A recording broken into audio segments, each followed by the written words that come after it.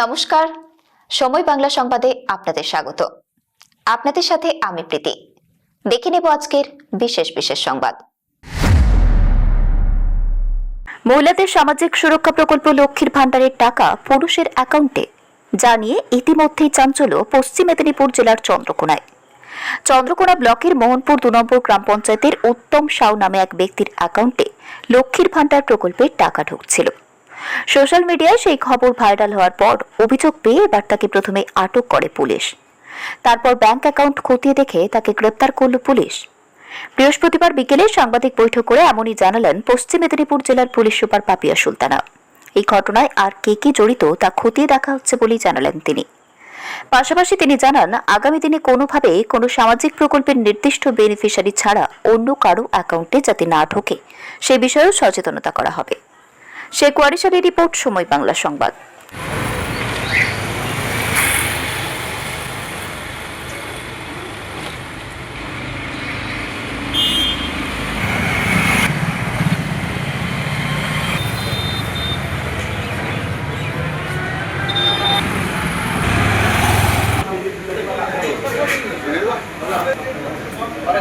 Media থেকে একটা খবর পাই যে আমাদের চন্দ্রকোনা থানার আন্ডারে মোহনপুর জিপিতে 2 নম্বর জিপিতে উত্তম কুমার সাউ বলে এক ভদ্রলোক লক্ষ্মীর ভান্ডার ওনার নামে হচ্ছে। তো লক্ষ্মীর ভান্ডার যেহেতু মহিলাদের নামে হওয়া সম্ভব শুধুমাত্র, তাই আমরা ওনাকে নিয়ে আসি। প্রথমে ডিটেইন করা হয়, তারপরে ডকুমেন্টে দেখা যায় যে ওনার পাসবইয়ে 2022 সাল থেকে ওনার ডকুমেন্টে ওনার মিসেসের ব্যাংক অ্যাকাউন্টে 2022 সাল থেকে ওনার নামে এই লক্ষ্মীর ভান্ডারের টাকা আসছে।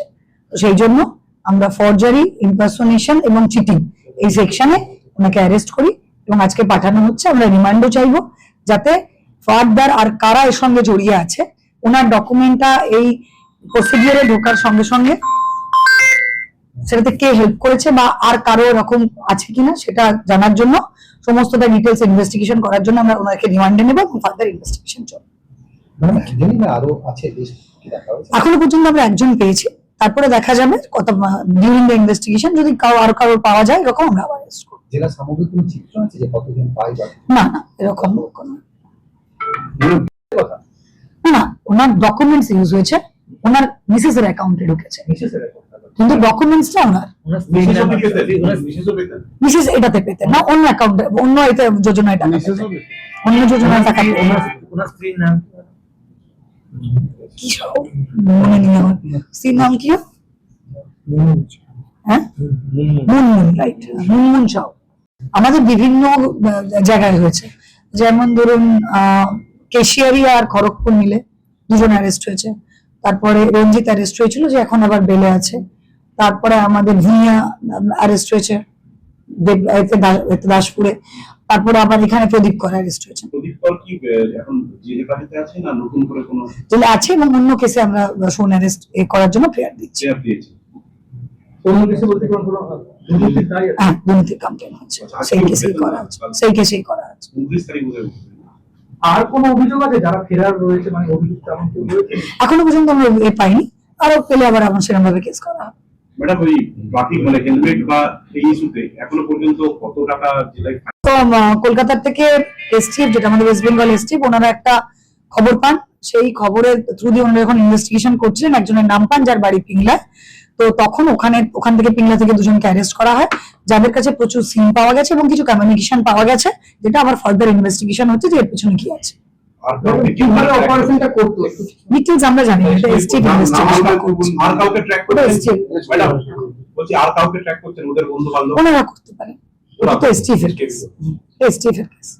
ওটাও তো সেকশন গুলো তো ডিটেইলস বলবো না, সেকশন দরকার নেই, মানে অভিযোগ। ওরা যেটা করেছে কি বলুন তো, লটারির মতো দেখতে একদম সেম প্রিন্ট হচ্ছে, পাশাপাশি বিক্রি হচ্ছে। দেখে সাধারণ মানুষের পক্ষে বোঝা সম্ভব নয় কোনটা জাল কোনটা আসল। ওরা আসল লটারির সঙ্গে সঙ্গে জাল লটারিও বিক্রি করছিল। তাতে যেটা হবে, সাধারণ মানুষ যারা পাবেও তাদের পক্ষে তো প্রাইজ পাওয়া সম্ভব নয়। লটারি তো লোকে প্রাইজের জন্য ইয়ে করে, তো জাল লটারি।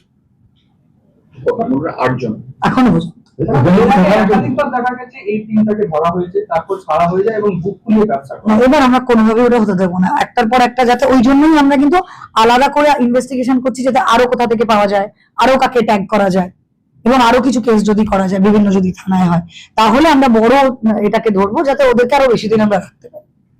ম্যাডাম, মেদিনীপুর খড়গপুর শহরে ট্রাফিকের ক্ষেত্রে যানজট মানে একটা বড় ব্যাপার, হ্যাঁ। এখানে কি ফুটপাত বা এইসব কিছু এখনো পর্যন্ত আমরা এটা প্ল্যানিং পর্যায়ে আছে, কিন্তু আমরা দেখছি এটা আবার একটা বড় ইস্যুস, বিশেষ করে কালেক্টরেট বা এই জায়গাগুলোতে কোথাও কিছু ওয়ান ওয়ে করে বা কোথাও একটা টাইমিংস বেঁধে দিয়ে বা রাস্তাটা একটু হালকা খালি করে সেগুলো যদি করা যায়, সেটা আমাদের মাথায় আছে। ট্রাফিক একটা বড় ইস্যু। পার্কিং হচ্ছে খড়গপুর বা মেদিনীপুর গোটা জেলা জুড়ে। হ্যাঁ, এরকম আমরা দেখেছি, সেগুলো করছে। আর আপনারাও যদি যারা, শুধু আপনাদের সবার কাছে রিকোয়েস্ট, যে যা খবর পাবেন জানাবেন, না আপনারাই আমাদের চোখ কান, ঠিক আছে? যা পাবেন জানাবেন। হ্যাঁ, রিভেঞ্জফুল টাইপ অফ নয়, যে কারোর সঙ্গে কোনো রিভেঞ্জ নেওয়ার জন্য আমরা করব না। আমরা প্রপার যদি কেউ অন্যায় করে থাকে, যে সে যেই হোক না কেন, irrespective of caste, creed, religion and colour, আমরা একদম ঠিকঠাক শাস্তি দেব, সেটাই আমাদের উদ্দেশ্য, আইনের শাসনের জন্য। সংবাদ এখনকার মতো এই পর্যন্তই। সঙ্গে থাকুন, দেখতে থাকুন সময় বাংলা।